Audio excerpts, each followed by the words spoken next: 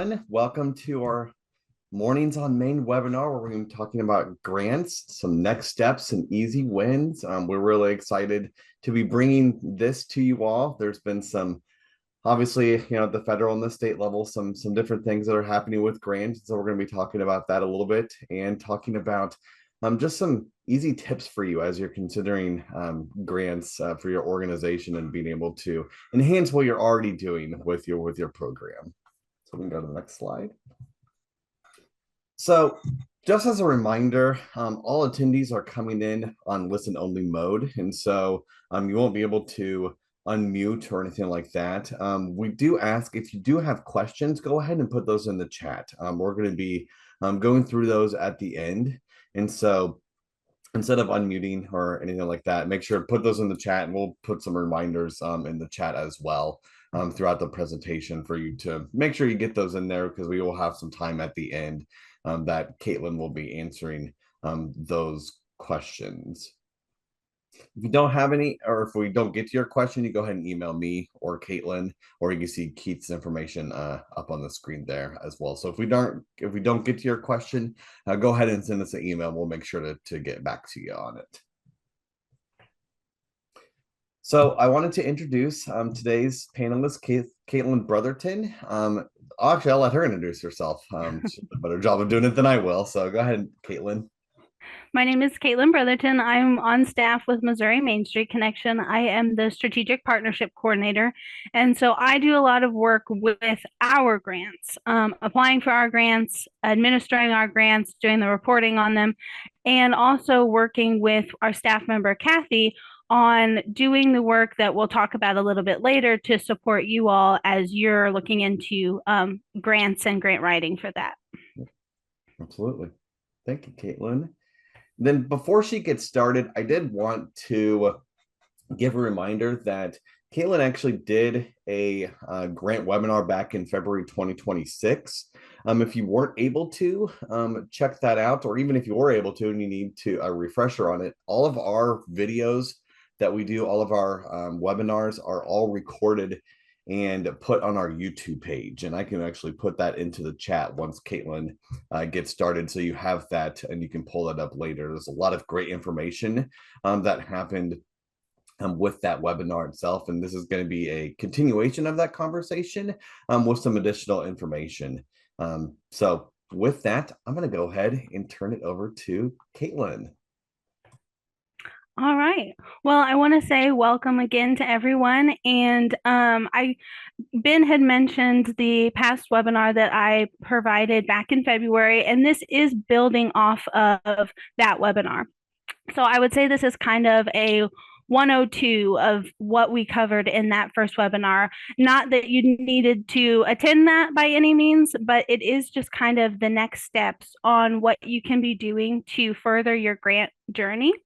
And like he said, you can access that recording on our YouTube channel, and I definitely encourage you to go check that out, as you know, there are still some tips and tricks for you to look into on that video. So I wanted to start with just talking about the current state of grant making as it stands right now. Of course, grants are always being talked about as, something for us to look into to support our organizations, but there's always a little bit of uncertainty around them because there's sometimes can be viewed as hard to access. And right now, especially at the federal level, grants are kind of experiencing a little bit of upheaval.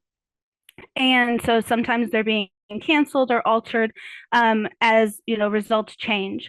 And additionally, this will impact state grants. You may not realize some state grants are just federal money pushed through at the state level as a state grant. And so those state grants are also then impacted by any federal changes.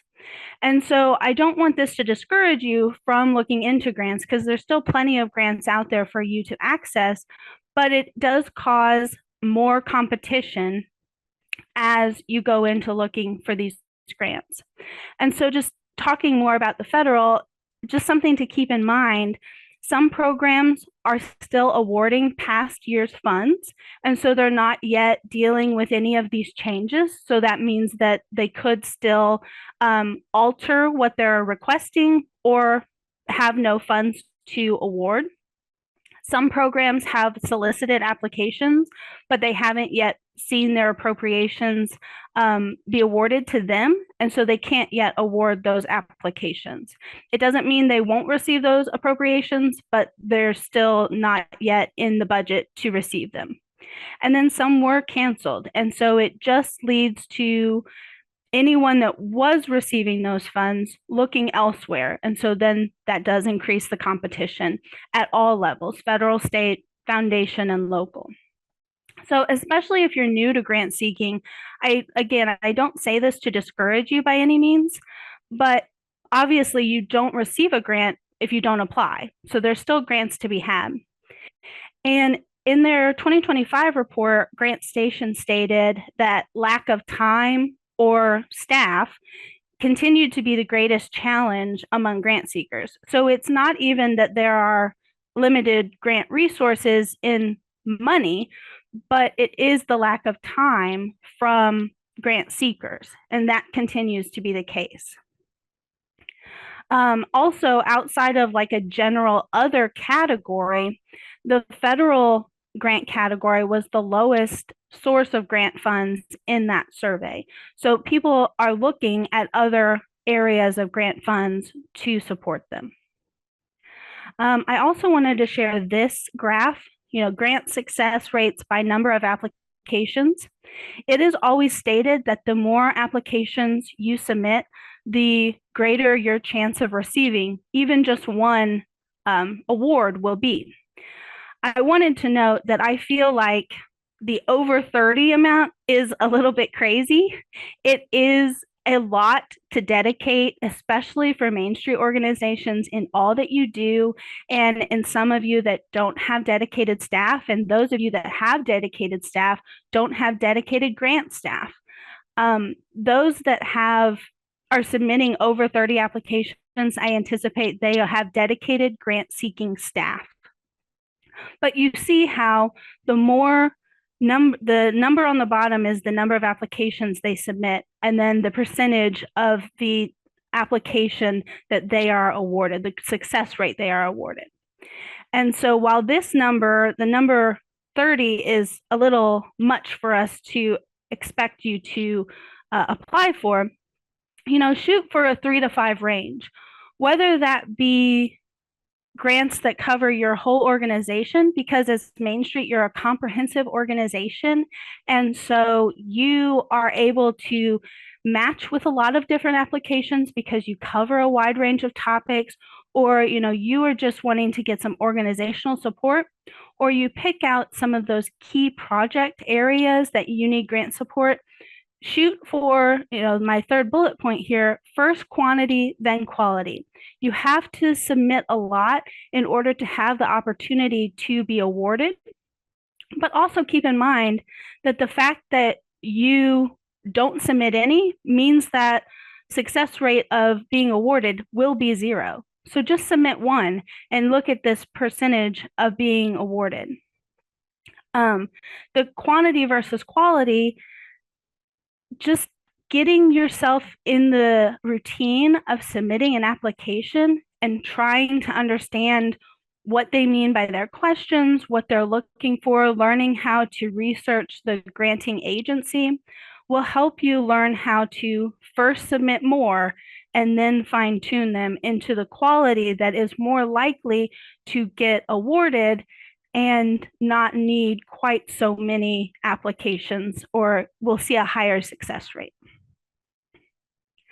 I wanted to share this again. I shared it in the last webinar I did, and we share it many times in our other presentations, but this is the diversified funding model that Main Street uses.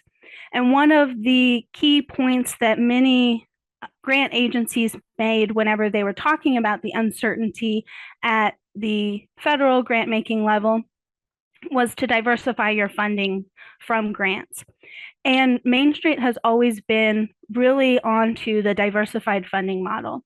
And so the two circled sections, public sector 30% and events 10%, are where your grants would go.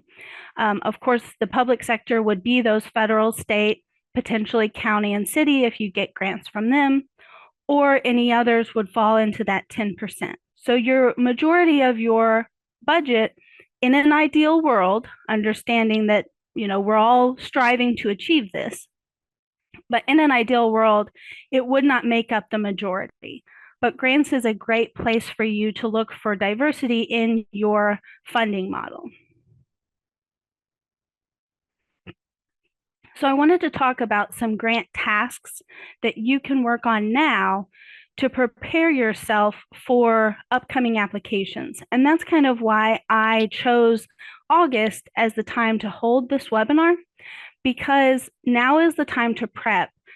As we get to the end of the year, of course, you all get busy as Main Streets. This is kind of a high ticket time for you all.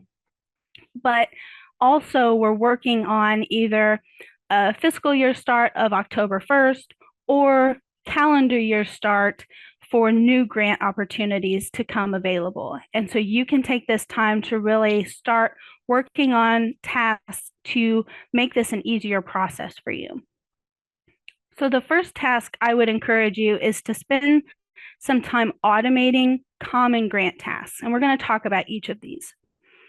Then research opportunities. We work hard to take some of that burden off of you, but there's still some things that we don't catch or things that are very specific to your organization that you may want to look into more. Gather resources to help your case. Just because you believe in your project and you say it'll work, you need more to back that up to convince someone to award you money. And so where can you look for that, those resources to help you do that? Then, of course, determine your capacity to apply. Whenever I say quantity over quality, that is a little scary because you're already maxed out of capacity. And so you still have to be strategic about what you are going to actually apply for, what fits best within your organization to apply. And so put together a metric of these meet our goals, and so this is what we'll apply for versus this doesn't fit with us, and so we are not going to apply for these right now. We'll keep them in mind, but we're not going to apply for them right now. Coordinate with your grant writing efforts. Make sure everyone's on the same page. Get a group together that is all working towards grants, and then, of course, apply. Be ready to apply when those grants become available. We're entering, like I said, that new grant season. So the first one of those would be automate common grant tasks. And what I mean by that is so many of these grants ask you the same questions. And unfortunately, a lot of times they ask them in just a little bit different way. And so you always are needing to write these questions or answers to these questions toward the application that you are responding to. But it's important to have the heart of the question already answered. And so I encourage you to take some time and put all of this information together as you're working on preparing for grants. So across all your grant applications, so this is standard pretty much for anything that you'll be asked, no matter the project. Create a library of boilerplate answers for common grant questions. That would be your organization's history. This is something that's probably good for you to write down even outside of grants. Your mission. Many of you already have that written down, of course. The network you serve. Who are the people that will benefit from your organization working on this grant? And the services you provide generally. A lot of times they want to know what you do at the higher level, and then they'll ask what you're going to do at this specific project level. So have those answers already created so they're easy to edit and be able to put together in the way that this specific application wants to know. I also encourage you, like I said, to make it editable. So put the most important information at the top, and then describe it more as you continue writing, because many of these will have specific word counts or character counts that you have to fit this answer into. And so then you can cut it down, but the most important information is at the top of the first paragraph. And so you know that that is all of the information you need to share with them. I encourage you to put together a list of your board or committee members and their affiliations. Sometimes they'll ask for this, sometimes they won't, but they just know that you have partners involved. Format your organization's budget or financials in clear and shareable ways. They will also ask for your project budget, but many times they'll also ask for your organization's budget, and you'll have to share that in a way that will make sense to them as an outside entity. And then also compile your organization's statistics and impact. As Missouri Main Street, we ask our Main Street organizations to submit quarterly statistics. Make sure you're using that information in your grant applications. I'll talk a little bit later about how you need to look for outside statistics or resources to support your ideas in grant applications. But you are the expert of your downtown. You are the expert on this project. So make sure you have statistics and observations that support the fact that this project will work. It can be in a narrative form. It can be just testimonials, but it needs to be more than just, I feel like this will work. Then across applications for the same project, so you're applying for multiple applications all tied to one project. Plan out the project budget. Make sure that you are clear. Let's say it is a $5,000 grant, but you have to match it also with $5,000. So they call that a one-to-one match. Make sure whenever you put this budget together that it's clear what is the matching amount, the matching 5,000, and the grant amount 5,000 for a total of 10,000. And make sure you understand what most likely can be paid for by the grant or needs to be paid by matching. Sometimes they have different rules on that. And of course, you won't know that until you're getting into the application. Be clear on what your timeline is. Even if it's just a bullet point of this is what we would like to do, it'll take us a year to do it. Everyone's on the same page, and you can fine tune it based on the application from there. Understand what the deliverable of the grant is, where you're going to be at the end, what you will have achieved. And then from that deliverable, what are the goals? Is it that, because you have more people downtown from this placemaking project, you'll have increased traffic at businesses, or maybe it'll be an economic development project and you know that 3 new businesses will have opened in 6 months. Whatever it is, you want your goals to be tangible and measurable. And so all of these things are things that you can start working on to help you be more efficient as you work through a number of applications at one time for your projects. And now we'll dive into a little bit of the research side of things, being able to just look into what works best for your organization or your project. So I mentioned that at MMSC, we're trying to take some of that research burden off of your shoulders. Research into grants, research into anything, but research into grants is very time consuming.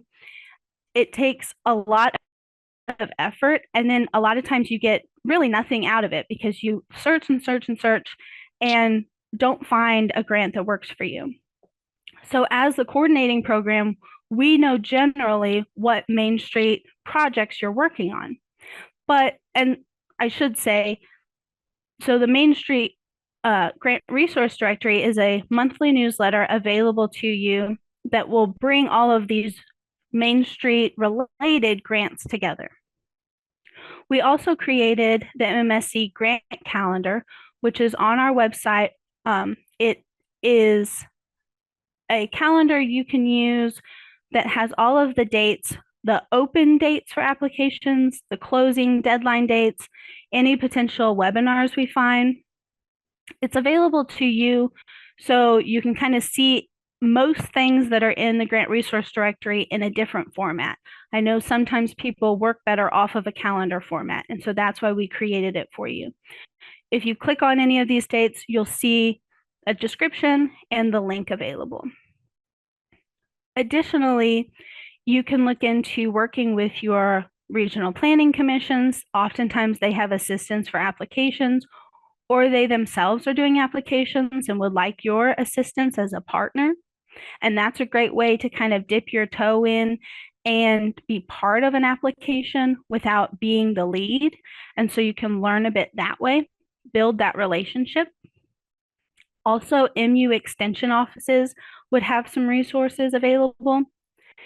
The grants.gov website is where you would potentially apply for any federal grants you would be interested in, but they also have any updates of federal changes and webinars. So they would be a resource to teach you and let you know what is going on.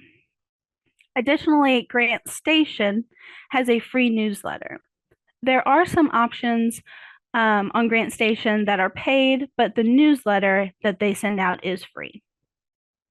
And then I do encourage you to do more of your own research, especially if you have specialized projects that come up, anything that's a little bit out of the norm. Just be sure to do a few sweeps of grant resources out there to see if there's anything available. As you're doing that research, there's some things to consider. Some of the information is obvious in the request for applications, some of it isn't. Be sure to review any of the funders' website. And this is kind of as you're considering whether or not you'll apply, it's what you need to look into to decide if it's worth your time and capacity or if it's a good fit. Review their website, especially if they have past projects that they support. You can review 990 tax forms, annual reports, or listings and grant databases that you have availability for. This will help show kind of what they have supported in the past, so you know if it's something that they would be willing to support. See how your mission aligns with their mission. That is an easy one to know if right off the bat if you would be a good fit for them. Many times they have geographic focuses, and so that would cut out some of the applicants potentially. And funding priorities. Always be thoughtful of their funding priorities and how you can fit within it. Don't immediately count yourself out just because it's not obvious right off the bat that you fit or don't fit. Really consider how you would fit into their funding priorities, because especially as Main Street, with this comprehensive approach as we have, it's likely that there is a way that we fit into their funding priorities. Consider the grant size. Of course, I really always consider that the lower the grant amount, typically the easier the application is to complete quickly. But also then the lower the grant amount, the higher number that they will receive, so the higher competition. Just something for you to consider as you're looking into them. And of course, build relationships. That is really a key in all things that we do. Consider if your organization has a board member, volunteer, or a partner that can assist you in building a relationship. Is there any outlier in their funding history that indicates they're willing to work with you, and maybe it's worth a call to them to just talk through your project? Always consider just sharing what you do and the impact this would have with them to really build that relationship. And then once you have all of that information collected on them and you still feel like they have potential, take all of the applications that you think would work and prioritize them. Because even while we're working on quantity over quality, we still want to be aware of our time, and not everything will be a perfect fit. So prioritize based on metrics you determine. But what is listed here could be good options. How closely you match your organization or project could mean a higher priority, or how quickly you could complete the application. It may not match perfectly, but it's worth a shot and it's a quick application, so you should submit it. It all is depending on what your priorities are and how they match with that.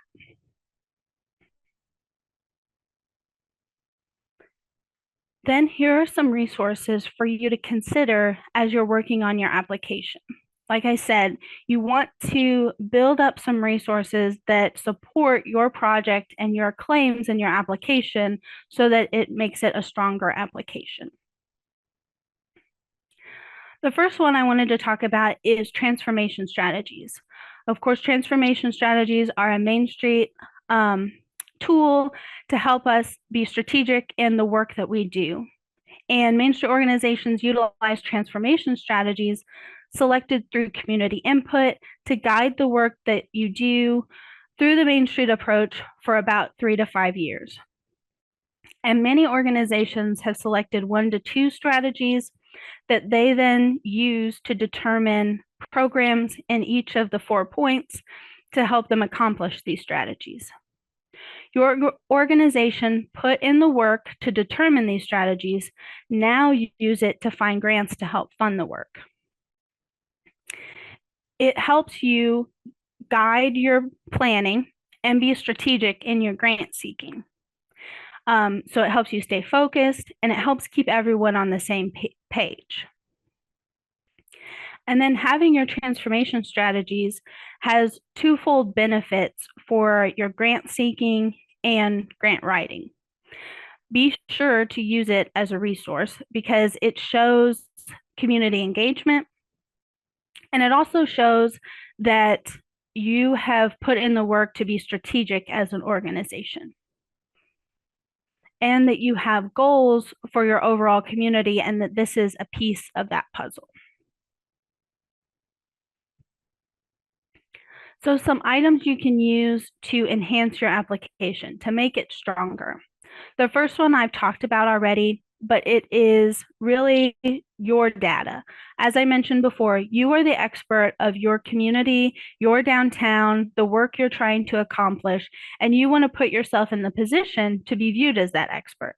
So having the data, having the stories, having the impact available to share and support your projects is important. Nothing you can share from other sources will be as impactful in telling your story than accurate data that is collected directly from you. Of course, we provide training on how to collect your quarterly data accurately, and then we can share a little bit of, what narratives to include, and it all is on a project and application by application basis. Main Street organizations report their quarterly data, and so of course, like I said, we have guidance to support that, but also consider what other data might benefit you in your applications to be collected. We ask some pretty standard questions for us to report across many different organizations and communities. Similarly, at the national level, they use the same data across many states and cities. And so you may have something specific to your community that you want to track. And that is something that you need to consider: what projects, what applications you're going after, and what would be beneficial for you to start tracking outside of your regular quarterly data. It's also important to find information from different sources, of course. It's important to put your information in context. You did not just create this You did not just decide that this would work. It has been proven over and over again. And so putting state, national data in there helps prove that that is the case. So from a state perspective, you can utilize the MMSC Resource Library as an investor of Missouri Main Street. And that resource library provides guides to build projects from.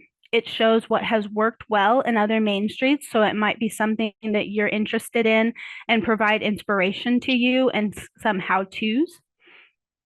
There are also resources in there for you to utilize in applications, studies, and more information. Additionally, I encourage you to utilize the MMSC annual report that we put together each year.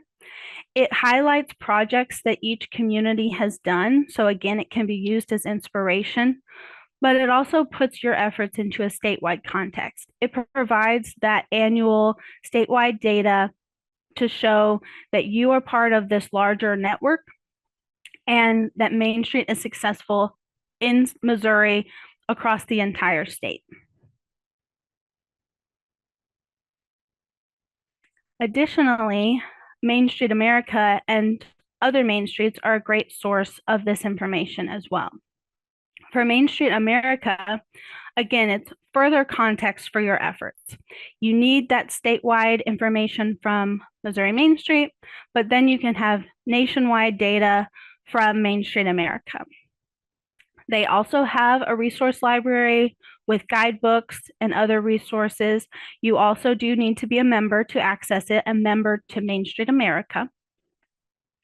And then their annual report would also provide information. They have case studies and more statistics on a nationwide basis, similar to the stats that you collect yourself. So you can show kind of how you are a piece of this puzzle. Additionally, Main Street America is really working hard on enhanced research on the work and needs of the Main Street organizations across the country. And so they continue to put out information to help support the work you're doing. So be sure to, at the very least, be on their newsletter or, be a member and get access to their library so you can see what they're putting out each time. Also, there are other main streets for you to look into for resources. They not only provide information, but they would provide statistical resources as well. They are all included in the Main Street America numbers, but periodically, local main streets or other state coordinating programs like Missouri Main Street do studies. And those studies, while not specific to Missouri numbers or, of course, your local numbers, could be translated and say that other communities similar to us working on similar projects have seen these results and have been successful, and that's why it could work here. You can start looking into these organizations by going to Main Street America's website, and they have a map of many of the Main Street organizations on their website, as well as the coordinating programs. And so you can utilize this data to translate it to the work you do. Similar organizations working for similar goals, and they have also been successful. Another resource I wanted to highlight, and there's many more I could highlight, but just some that I picked out, the Missouri Department of Tourism. So each year, the Missouri Department of Tourism shares tourism data in their annual report, which I've clipped a few pieces here. It includes stats for tourism spending averaged across the state, also some figures per county, so you could pull that information. Use this when you're applying for grants related to culture and heritage grants, anything that would support your events or like art installations. Also work with your local Convention and Visitors Bureau or other tourism entities to get more local data, but you can use some of this information to help tie your narrative to the statewide tourism conversation. You'll see there top activities for overnight visitors. Of course, shopping and sightseeing, but local landmark historic sites, museums, all of those things typically could happen in the downtown. And so, how can you tie yourself to being a draw to bring people into your community with this data? And how you can tie yourself to the economic impact of bringing tourists into your community. And I always like to close out my grant presentations with some grants that you can look into for yourself and your projects. I wanted again to encourage you to go back and watch the last webinar that I did on our YouTube channel. It has different ones on there: Missouri Arts Council, Missouri Humanities, the National Trust for Historic Preservation grant. Those are all still great opportunities for you, and I encourage you to utilize them because they are available often and their projects match up well with Missouri Main Street organizations. I also wanted to put these on there just as new opportunities. They are been included in our grant resource directory and will continue to be. So as you see them come up, be sure to keep an eye out for them. The first one is the T-Mobile Hometown Grant. It's available quarterly. It is $50,000 and it is for projects to build, rebuild, or refresh community spaces to foster local connections in your town. So for them, that has meant a lot of different things. They're really great at putting a list of past awardees, at least the previous quarter awardees, on their website. I encourage you to go look at that and consider what you could use this for in your community. Also, when we send out the grant resource directory, we always have this in there. And Chillicothe has utilized this, has been awarded this, and we include their application in the grant resource directory as well. The Levitt Foundation Music Series grant, it typically opens in May. It is for activating underused public spaces through the power of free live music. They have 3 different types of grants, and that's typically the difference is just the size of your community, which one you would apply for. It is for a multi-year grant based, again, on the size of your community, typically 3-year grant at about $40,000 a year. And you would present 7 to 10 free outdoor concerts per year from artists in their lineup of performers. And of course, there's more information on their website as well. The AARP Community Challenge Grant typically is available in the spring. Last year, or this year, it was available in March. They have 3 different grant opportunities, so you would choose based on what project you're looking into. Typically, they are like physical projects, like placemaking opportunities. Sometimes they are like walk audits or kind of studies of your neighborhood, of your downtown, ranging in $10,000 to $20,000. I was in a session with AARP and they mentioned that these are very competitive grants. They're available nationwide and they are very competitive. And they mentioned that smaller asks, smaller applications are more competitive because they have a potential to award more grants that way. So just consider that as you're applying. I included Main Street America on here as well. They don't, they have a variety of opportunities available to them or from them. And oftentimes they also have small business grants available. You do need to be a member of Main Street America to be able to apply. And it's typically a relatively simple application depending on the opportunity. Sometimes they are geographically focused, so that can, benefit us or sometimes not. But I encourage you to keep an eye out on their grants because they do have them periodically. I also included National Realtors Association placemaking grants. They have many different grants, and so it's possible that something else would align with the projects you need. But placemaking is one of them that works best for Main Street's goals. You would work with a local realtors association to gain access to these grants, and they have two levels up to $7,500. They are available annually, and it does look like that they are maxed out of what they can grant for this year, and so it'll reopen at the beginning of next year. And something else I wanted to just touch on for you to consider is large local employers or corporations in your community. Periodically, we'll include some of these in the grant resource directory if it covers many of our Main Street communities. But always be looking at if, local employers have a foundation or, some kind of granting entity attached to them, because typically those entities will grant to places that their employees live, or you need to have an employee attached to the application to gain access. And I know we see this a lot with like railroads. If the railroad goes through your community, they would potentially have a grant. Of course, any dealership potentially, or many just different types of corporations have these kinds of grants.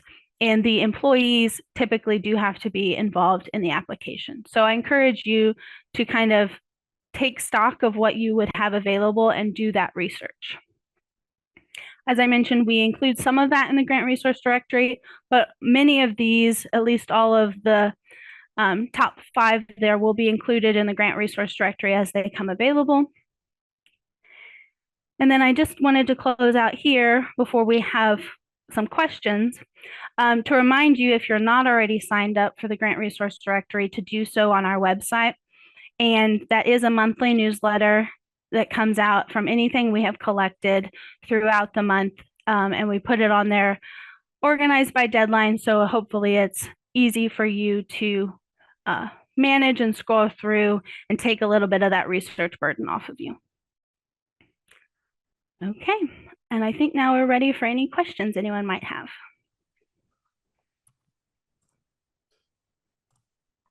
Thank you, Katelyn. I don't think I have any questions in the chat right now. So go ahead and put those in the chat as you have them. We did have a lot of people that said just thank you for the information, that they've been taking a lot of notes and really taking a lot of this to heart. So I know personally, I'm going to have to, once this recording is available, to actually go back and watch some of this again, just because there's so much great information that is part of this video here. So I would encourage you, we'll have this available probably next week sometime on our YouTube page. And so make sure to view it after the fact, to glean even more information from this webinar. So I do have one question. Is there something that you've learned in your grant writing once you've been actually like turned away from a project? Like, okay, maybe I do this differently this time, or I should have included this, or I didn't actually pay attention to the language enough as part of it, and maybe that's why I got turned away. So talk a little bit about just your personal grant writing that might be helpful for some of the people that are on this call to take information away from. Yeah, and that's a great question. I would say there's 2 things. One thing is to always ask if you can get feedback. Sometimes they won't, sometimes it's not part of their process, or whatever it may be, but always ask if you can get feedback, because a lot of times they just run out of money. So it's not that your project is bad, it's not that your project didn't fit even with their priorities, it's just that they ran out of money, and so you should submit that project again. And so if you can get feedback, that would definitely be something to do, and you learn that as you go through.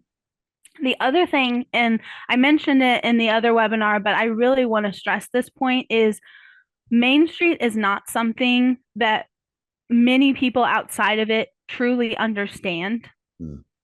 And so you want to educate them on what Main Street is. You want to use the term Main Street. You want to use the 4-point approach terms, but you need to be sure, and this is true for anything you're talking about, not just Main Street, but you want to be sure that you're speaking in terms that one, they have included in their application. So using those key phrases, even if it's not necessarily the key phrases you would normally use the key phrases that they use in their application so that it, you know, checks all the boxes that they want for their applicants. And also really explaining and educating them on Main Street so that they so that's an easy yes, and you're not losing them because you're too close to it. You're not fully explaining what you're trying to do because you're kind of hampered by this verbiage. Yeah, that's really good. A couple more questions in the chat. You made an impression on, I think, Michael Bitter, who's from Craig, Missouri. They're not currently an investor, and so he's wondering now how to become an investor. So, Michael, I will send that information to you, and then that will get you access to the grant resource directory. And then Jennifer had a question. She said, you mentioned some organizations have grant writing staff. Do you find it more successful to hire someone to do the grant writing versus doing it ourselves? I feel like it really depends on the project and, a lot of different things. I would say, firstly, it depends on how much you have done grants already as an organization. I think to start as a Main Street organization, I would start with a volunteer group, kind of bringing it in. I would suggest it be like maybe a subcommittee of your organization committee, and just pull together a group of people that really knows what you are trying to accomplish as a Main Street organization, because that's really the main hurdle to get over. And the difficulty of being a grant writer is the grants, but you don't know the passion or the goals of the organization or where they're looking to go. And so, especially as you're getting into grants, there are grants that are great entry points that you, as someone that already knows the organization, can most definitely do. And so, if you just kind of organize yourself as volunteers, I really believe that you can make an impact doing those applications without hiring people to do it for you. Yeah, I think something actually I wrote down is having those automated tasks. And so having those things already available to you for any grant, I think it's also just good just to have those things at your disposal anyways. You should know Yeah. at your numbers, you should know your mission, you should know who you are, have that elevator speech and just be able to put it into written form. You mentioned that earlier, but I just think that's a point that I really want to drive home is, have your volunteers know that information, or if you're the lead grant writer, especially know that information for your organization, because you should be able to verbalize that as you're looking for funding, even locally, as well. Yeah.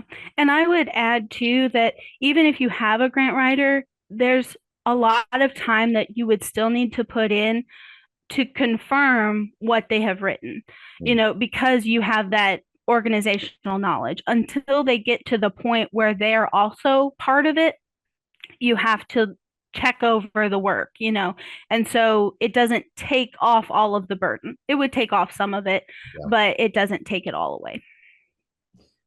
Okay, then we had one more question, and we have time for a few more if you do have some. But this is from Christy Pierce. She says, what system or systems do you have in place to catalog the needs of the communities you serve? Or any tips on how to best organize and track that for easier assessment to match grants with needs? And I'll start off with this one. So one of the things, and we don't just do this even with grants, we do this with our workshops, our webinar topics as well, is one, just conversations with communities, but then we, as part of those quarterly reports that Katelyn talked about, all of our organizations that have an agreement with us send their meeting minutes in to us. And so we actually make notes on each one of those month's meeting minutes and start to identify themes and commonalities that that organizations are having issues with. And so we actually have that all in a Word doc. And like I said, we review that on a quarterly basis and start to really think about what's our programming need to look like, or do we need a grant in order to do that? I think that was one of the reasons why we applied for the Paul Brune grant, which was through the national parks, is because we had a lot of our communities that were looking for funding for their private buildings, and we didn't necessarily have something like that available. And so we said, okay, this is clearly a need that we have in our communities, that our programs need to be able to offer to downtown building owners to renovate their buildings, to create that vibrancy in their downtown. And so we went out and did that. But it's because we saw that need, we were able to catalog that need, and then said, okay, this is part of our strategic plan. In order to do this, now is the time to do this. So it took a lot of time, discussion, again, commonalities and meeting minutes to be able to apply for. So Katelyn, I don't know if you have anything else along with that. I would, echo all of that because, especially, specifically for grants, I offer to our investors that they can reach out if they have a very specific project, to reach out to me directly, or Kathy, my colleague that works on the grant resource directory, to if they have specific grant requirements that they would like us to look into.